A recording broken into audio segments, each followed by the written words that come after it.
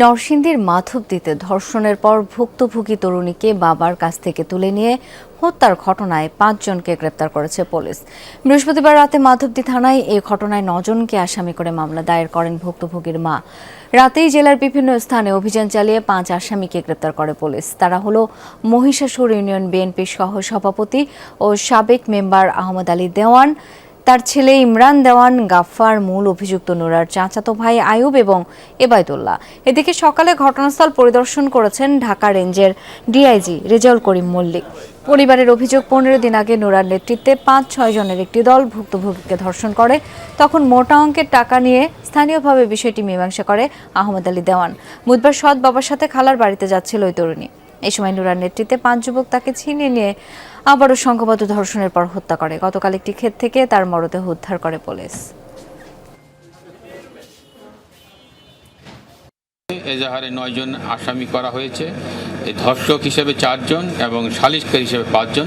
তার ভিতর ধর্ষণ ৪ জনের মধ্যে ২ জনকে আমরা গ্রেফতার করতে সক্ষম হয়েছি এবং সালিশকারী ৫ জনের মধ্যে ৩ জনকে আমরা অ্যারেস্ট করেছি।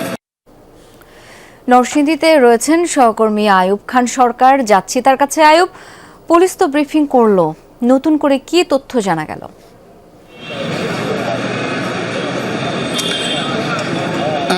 শাওন, আসলে আজকে যে পুলিশের যে ঊর্ধ্বতন কর্মকর্তা ঢাকা রেঞ্জের ডিআইজি নরসিংদীতে যে মাধবদী থানায় এসে ব্রিফ করেছেন আমাদের, তো তিনি আসলে যে আমাদেরকে যে প্রতিশ্রুতি, জনগণের উদ্দেশ্যে যে প্রতিশ্রুতি উনি দিয়েছেন যে এই হত্যাকাণ্ডের পিছনে যারাই জড়িত তাদেরকে আসলে গ্রেফতার করা হবে এবং আইনের সকল কিছুর সর্বোচ্চ ক্ষমতা প্রয়োগ করা হবে। যদিও রাজনৈতিক পরিচয়ও যদি কেউ বহন করে তাকেও গ্রেফতার করা হবে।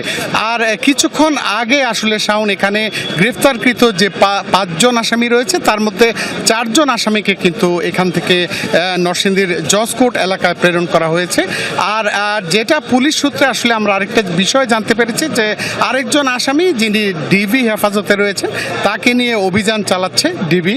আর পাশাপাশি হচ্ছে যে আজকে শাওন বলে রাখি যে গতকাল রাতে কিন্তু ৯ জনকে আসামি করে এই যে নিহত যে তরুণী তার মা বাদী হয়ে ৯ জনকে আসামি করে মামলা করেছেন এই মাধবদী থানায়। তো তার মধ্যে আসলে ৫ জন আসামিকে গ্রেফতার করা হয়েছে, কিন্তু মূল যে আসামি নুরু তাকে আসলে এখনো গ্রেফতার করা হয়নি, গ্রেফতারের চেষ্টা চলছে।